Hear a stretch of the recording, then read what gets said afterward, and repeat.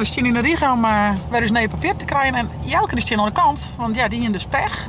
Die zullen je het zien om vervangend vervoer. Doei. Doe je, succes. Ja, onjoen. Hopelijk krijg je toch vervoer. Ja, we zullen het best doen. Doei.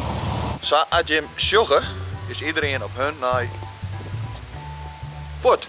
En waarom is iedereen voet en waarom ben we hier nou? Uw auto had het biljoen, dus we wachten op een sleepdienst. En ik krijg een foto van Erik, Mark en Jelke. Die hadden hun nieuwe leerauto. Dus die kunnen toch ook weer verder vervieren. Dus dat is wel heel mooi. We hebben een mooi apart. Alweer weer inhalen.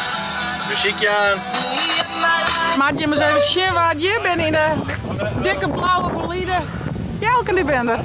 Ja, wel, ben bij de... En nu gaan ze zo weer inhalen. We hebben ja, mijn hulp.